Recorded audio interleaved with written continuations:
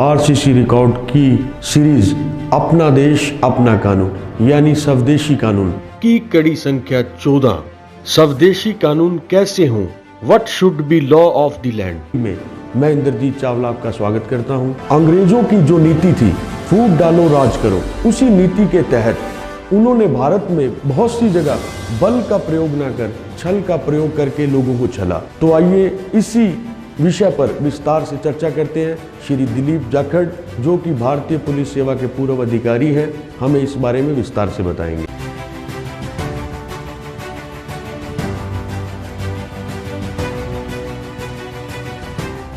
स्वदेशी कानून कैसे हों? हम जिन कानूनों की बात करते हैं वो लॉ ऑफ लैंड क्या होना चाहिए, law by the people, law for the people, law of the people, इसका मतलब क्या है, कानूनों का साध्य क्या हो, इसी मुद्दे पर हम आज बात करने वाले हैं। आप कभी लंदन में वेस्टमिनिस्टर इलाके में गए होंगे, वहाँ वेस्टमिनिस्टर चर्च आपने जरूर देखी होगी। उस चर्च में खास बात है कि एक एरिया ऐसा है जहाँ फोटोग्राफ लेना मना है। वहाँ एक स्मृति लेख है, उसमें उन लोगों की शहादत का सम्मान है जो उपनिवेशी और साम्राज्यवादी युद्धों में जो सैनिक और सैन्य अधिकारी शहीद हुए थे। उसमें यहाँ तक की प्रार्थना है कि परमात्मा से ये मांग की गई है कि वो इंग्लैंड को जीत दिलाए और उनके दुश्मनों को पराजित करे। लेकिन आज के अंतर्राष्ट्रीय ग्लोबल ज़माने में खुद उन्हें भी ये लग रहा है कि ये फोटोग्राफी के लायक विचार नहीं है, इसलिए उन्होंने फ़ोटो खींचने से मनाही की है। भारत और दूसरे गुलाम देशों में इंग्लिश कानून के आधार पर सभी निवेशों को हाँका गया था, लेकिन इंग्लिश कानूनों से गुलाम देशों के कानूनों की तुलना करने पर रोक थी।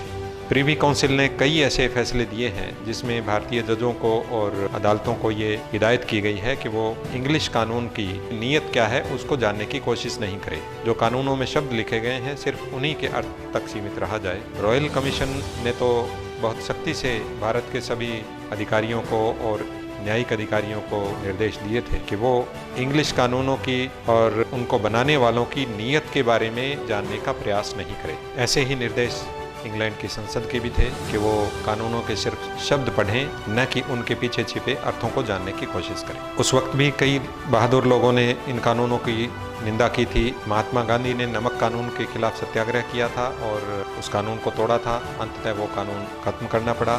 शहीद भगत सिंह ने पब्लिक सेफ्टी बिल का विरोध किया। वो पब्लिक सेफ्टी के लिए नहीं बल्कि पब्लिक सप्रेशन यानी लोगों के दमन के लिए था। शहीद भगत सिंह और उनके साथी बटुकेश्वर दत्त ने इसके खिलाफ असेंबली में धमाका किया था। उन्होंने जो पर्चा फेंका था उसकी पहली ही लाइन थी कि बहरों को सुनाने के लिए धमाके की ज़रूरत होती है। हम सब जानते हैं कि उसके बाद शहीद भगत सिंह को फांसी की सज़ा हुई और इतना विरोध हुआ कि आखिरकार पब्लिक सेफ्टी बिल जो कानून बन गया था उसे वापस लेना पड़ा। रॉलेट एक्ट ऐसा ही एक गैर कानूनी कानून था जिसे काले कानून की संज्ञा दी जाती है। सारे देश में इसका विरोध किया गया था। जलियांवाला बाग में इसके विरोध में जो सभा आयोजित की गई थी उस पर गोली चलाकर जनरल डायर ने हजारों की संख्या में लोगों को मारा था और सारे भारतव्यापी विरोध के बाद रॉलेट एक्ट को भी वापस ले लिया गया था। विरोध होने के बावजूद भी जो रोक इंग्लिश कानूनों से तुलना करने पर अंग्रेजी सरकार ने लगाई थी, उस वक्त बहुत से लोग इस रोक को तोड़ नहीं पाए थे। दमन के डर से बहुत से कानूनविदों ने, यहाँ तक कि आम जनता ने भी इन कानूनों को चैलेंज नहीं किया था। लेकिन आज हम आज़ाद हैं, हमें चाहिए कि हम इंग्लिश कानूनों से इनकी तुलना करें। हमने एक संस्था बनाई है, society of law of land, soul. हमने इंग्लैंड के कानूनों से भारत के उन कानूनों की तुलना की है जो आज तक लागू हैं, जो अंग्रेजों ने बनाए। जर्मनी, जापान, अमेरिका और दूसरे विकसित देशों के कानूनों से तुलना करके मेरी ये किताब छपने के लिए तैयार है और जल्दी ही आपके हाथों में होगी। कानूनों के 3 रूप होते हैं। एक अच्छी कानून व्यवस्था, इब्राहिम लिंकन का नाम हम सब जानते हैं। उन्होंने दास प्रथा के विरोध में और इसे समाप्त करने के लिए कानून बनाया था। हालांकि उन्हें जान की कुर्बानी देनी पड़ी, लेकिन पूरी दुनिया में कानूनी सुधार की और शासन के सुधार की एक नींव पड़ी, एक मशाल जली जिसने बहुत सी देशों को प्रेरणा दी। अंबेडकर साहब ने हिंदू कोड के तहत कई कानून बनवाए थे जिसमें हिंदू विधवाओं को, औरतों को और शूद्रों को कानूनी अधिकार दिलाए गए थे। सर छोटू राम का नाम सुनहरे कानून चलाने वालों में लिया जाता है, जो संयुक्त पंजाब में अंतरिम सरकार में राजस्व मंत्री थे। अच्छे कानूनों का दुर्भाग्य ये है कि बुरे लोग इन कानूनों से आहत होते हैं, वो इनका विरोध करते हैं, लेकिन जो शांतिप्रिय लोग हैं वो चुप्पी खींच जाते हैं। अंततः इन्हें लागू करने वाले लोगों की सुरक्षा और ज़िंदगी खतरे में पड़ती रही है। ऐसे इतिहास में अनेक उदाहरण हम देखते आए हैं। कानूनों का दूसरा रूप है बुरी कानून व्यवस्था। विदेशी शासन जब जब भी भारत में रहा है या दुनिया के और किसी हिस्से में रहा है तो विदेशी हमलावर की ये प्रवृत्ति होती है कि उसे दमनकारी कानून व्यवस्था लागू करनी पड़ती है। उनको ये डर रहता है कि अगर अच्छाई के कानून लागू किए तो जनता जाग जाएगी और सरकश होने की प्रवृत्ति फैलेगी। सल्तनत काल में जियाउद्दीन बर्नी नाम के एक दरबारी लेखक थे। उन्होंने उन राज सेवकों की निंदा की जो नरमी का व्यवहार करते थे और जनता के न्याय की बात करते थे। कॉर्नवालिस कोड के तहत जो सारी कानूनी व्यवस्था और शासन तंत्र कायम किया गया था, दमनकारी और शोषणकारी कानून व्यवस्था की तर्ज पर बनाए गए थे। कानून व्यवस्था का तीसरा रूप सबसे खतरनाक और सबसे भ्रमकारी है। आम लोग तो क्या, बड़े बड़े विद्वान भी समझ नहीं पाते हैं। ये वो रूप है जिसमें दिखावटी अच्छे कानून बनाए जाते हैं जो वास्तव में बुरे होते हैं। 1857 की क्रांति हुई। ये आरोप लगाया गया कि इस कंपनी ने भारत में गैरकानूनी तरीके से राज किया है, अत्याचार किया है। खुद इंग्लैंड में भी दूसरी कंपनियां ईस्ट इंडिया कंपनी के विरोध में तैयार थी। उन लोगों ने भी प्रचार किया और अंततः यहाँ कंपनी को अपना जामा समेटना पड़ा। इंग्लैंड के राजा और रानी को भारत के राजा और रानी घोषित किया गया। जाहिर है कि अब उन्हें न्यायकारी होने का दिखावा भी करना था। उन्होंने बड़ी खूबसूरती से ये नाटक खेला। मुझे एक चुटकुला याद आता है। लाल बुजक्कड़ 7वीं बार चोरी के आरोप में पुलिस से गिरफ्तार हुआ और अदालत में गया। जज ने उससे पूछा कि तुम्हें शर्म नहीं आती, तुम बार बार पकड़े जाते हो? लाल बुजक्कड़ बोला कि हाँ साहब, मैं भी ये सोच रहा हूँ, मुझे सुधार करना चाहिए। जज और सरकारी वकील ने पूछा कि बहुत अच्छा, क्या तुम चोरी करना छोड़ रहे हो? लाल बुजक्कड़ बोला कि नहीं, मैं पहले चोरी करता था तो शराब पीकर करता था और उसमें कई बार लड़खड़ा जाता हूँ और पकड़ा जाता हूँ। अब मैं ये सुधार करूँगा कि अगली बार चोरी करने से पहले शराब नहीं पीऊँगा, उसके बाद पीऊँगा। ऐसा ही सुधार इंग्लिश कानून व्यवस्था में किया गया था। इसके कई नमूने उन्होंने पेश किए, लेकिन दुर्भाग्य से हम आज तक उन चालों को और साम्राज्यवादी साजिश को पूरी तरह नहीं समझ पाए हैं। रुडयार्ड किपलिंग के नाम से जिन्हें जाना जाता है, उन्होंने वाइट मैन बर्डन की थ्योरी पेश की थी। उनका ये दावा था कि सफ़ेद जातियों को यानी यूरोपियन जातियों का ये कर्तव्य है कि वो अफ्रीका के काले लोगों को और एशिया और अमेरिका के भूरे लोगों को सभ्य बनाए। इसके लिए चाहे उन्हें कुर्बानियाँ देनी पड़े, चाहे खून खराबा झेलना पड़े, लेकिन वो इन जातियों को सभ्य बनाकर छोड़ेंगे, ये उनका कर्तव्य है। इस थ्योरी के तहत उन्होंने अफ्रीका, एशिया, दक्षिण अमेरिका और अनेक देशों में कब्जे किए थे। ईस्ट इंडिया कंपनी का राज 101 देशों और उपनिवेशों पर था और बाद में ये कंपनी खत्म हो गई, लेकिन इसके बाद भी इंग्लिश सरकार के अधीन बहुत लंबे समय तक ये उपनिवेश गुलाम रहे थे। स्वदेशी कानून के अभियान को बढ़ावा देने के लिए श्री दिलीप जाखड़ IPS भारतीय पुलिस सेवा में रहते हुए DIG पद का मोह छोड़कर इस मुहिम को आगे बढ़ाने में लगे हैं। तो आइए दोस्तों, इसी अभियान में श्री जसवंत गोदारा ने अपने विचार व्यक्त किए हैं, सुनते हैं। राम राम जी।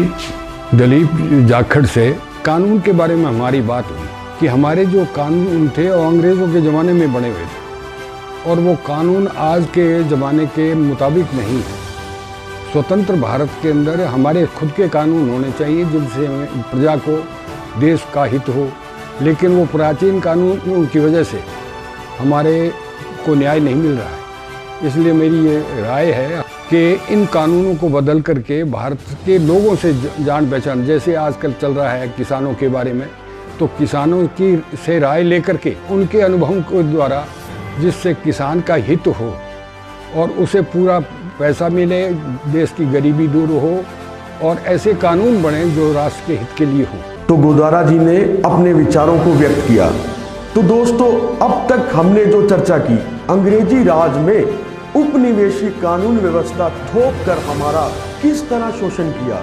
अनेक शहीदों ने शोषण राज के खिलाफ आजादी के लिए कुर्बानी दी, पर वही कानून व्यवस्था आज भी हम ढो रहे हैं। अपना देश अपना कानून सीरीज स्वदेशी कानून क्यों रचे, श्री जाखड़ साहब के विचारों के महत्वपूर्ण अंश। इंडियन शॉर्ट टाइटल एक्ट, इसका मतलब ये था कि जो कानून उसके बाद जारी किए गए या उससे पहले किए गए थे, उन कानूनों के नामों को संक्षेप रूप दे दिया गया। अब ये कानून ऐसे भ्रमकारी कानून हो गए कि उनकी असली नीयत छुप जाती थी और जनता को और विधिवेताओं को ये लगता था कि ये तो बड़े अच्छे कानून, लेकिन कुछ ही लोग इन्हें समझ पाए थे। उदाहरण के तौर पर पब्लिक सेफ्टी बिल। शहीद भगत सिंह जैसे बिरले ही लोगों ने ये समझा था कि ये कानून पब्लिक सेफ्टी के लिए नहीं है बल्कि पब्लिक सप्रेशन के लिए है। उन्होंने विरोध किया और अंततः ये कानून खत्म करना पड़ा। पुलिस एक्ट 1861 में लागू किया गया। इसकी पहली ही लाइन में है, पुलिस इज एन इंस्ट्रूमेंट, यानी पुलिस एक औजार है। सिर्फ पुलिस ही नहीं, ईस्ट इंडिया कंपनी और अंग्रेजी राज में बाकी सभी कैडर्स को, चाहे वो किसी भी सेवाओं के लोक सेवक हों, उन्हें औजार के रूप में इस्तेमाल किया गया। हिंदुस्तानी कैडर जो था, छोटे रैंक के अधिकारी, चाहे वो थानेदार हों, तहसीलदार हो, मुंसिफ हों या दूसरे कर्मी हों, उन्हें इस तरीके से दबा के जन विरोधी कामों के लिए मजबूर किया जाता था कि आखिरकार जनता उनके खिलाफ होती थी। अंग्रेज हाकिम दखल देके और ऐसा रूप अपनाते थे मानो वो न्यायकारी अवतार हो। उदाहरण के तौर पर असहयोग आंदोलन में चोरी चौरा कांड हुआ था। ये यूपी में एक कस्बा है जहां पुलिस थाने को भीड़ ने जला दिया था। दर्जनों लोग मारे गए थे। उनमें कुछ तो दंगाई थे जो हिंदुस्तानी लोग थे और पुलिसकर्मी भी सारे के सारे हिंदुस्तानी लोग थे। यानी अंग्रेजों ने ऐसा एक जाल रचा था कि हिंदुस्तानी लोगों को सरकारी सेवा में हिंदुस्तानी लोगों के खिलाफ ही लड़ाया गया और दुर्भाग्य से यही शासन व्यवस्था आज भी जारी है। जनरल क्लॉज एक्ट के नाम से एक कानून जारी किया गया था जिसमें ये व्यवस्था थी कि दूसरे कानूनों में जो कानूनी शब्द थे उनका अर्थ इस कानून में स्पष्ट किया गया।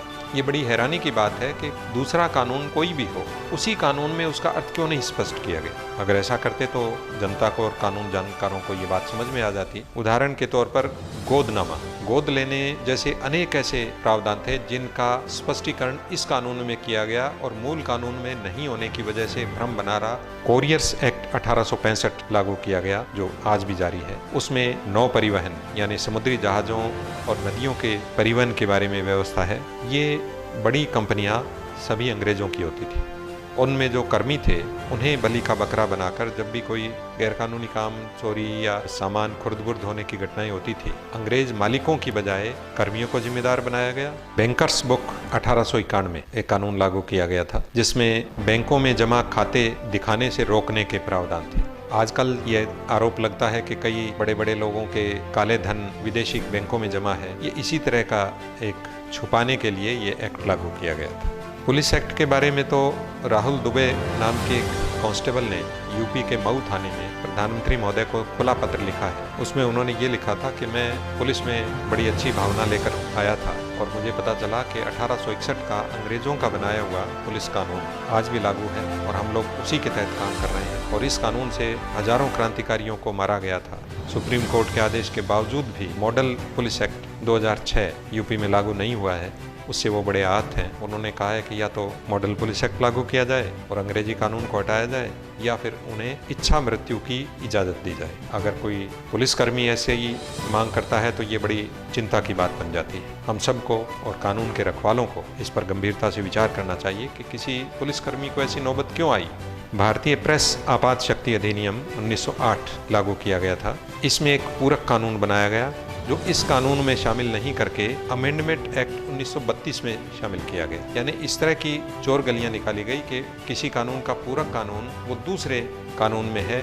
इसकी आड़ में कई प्रेस चलाने वाले लोगों में, जिनमें स्वाधीनता सेनानी भी शामिल थे, गणेश शंकर विद्यार्थी, तिलक साहब, उनको भी जेल और मुकदमे झेलने पड़े थे। कुल मिला के मुद्दा ये आता है कि एक रूल ऑफ लॉ यानी कानून के शासन का दिखावा करके ऐसे कानून लागू किए गए थे जो मेरे देखे कानून है ही नहीं, वो गैर कानून है।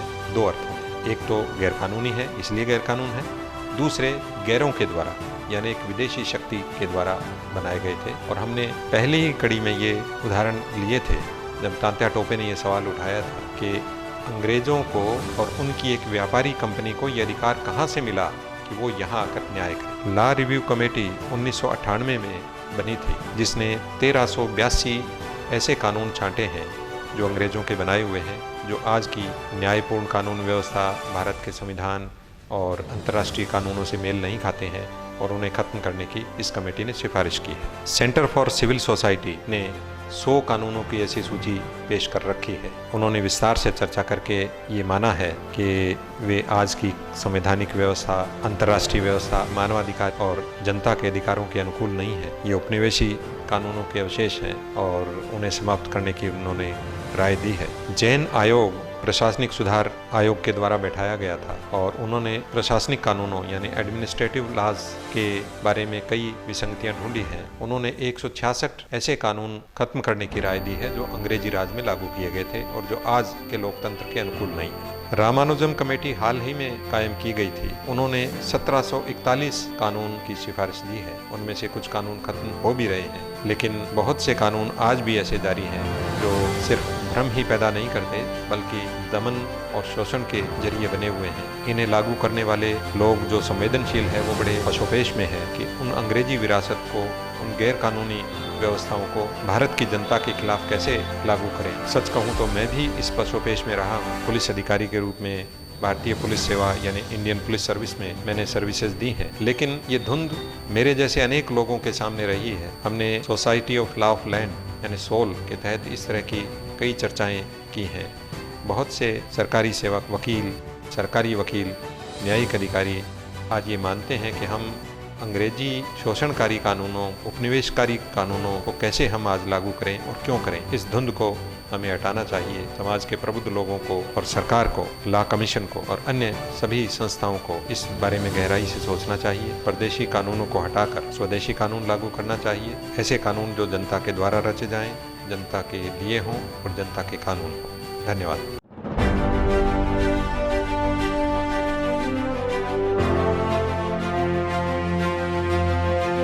धन्यवाद दिलीप जी। कड़ी दर कड़ी हमसे दर्शकों का जुड़ाव बढ़ता जा रहा है। ईमेल, व्हाट्सएप, फोन के जरिए लगातार दर्शक हमें शुभकामनाएं प्रेषित कर रहे हैं। साथ ही बहुत से दर्शकों के कुछ सवाल हैं जो आने वाली कड़ियों में श्री दिलीप जी उन सवालों के उत्तर देंगे। जल्दी से चैनल सब्सक्राइब करें, साथ ही बेल आइकन दबाएं ताकि आपको नई नई अपडेट्स, नई नई सूचनाएं मिलती रहें। धन्यवाद।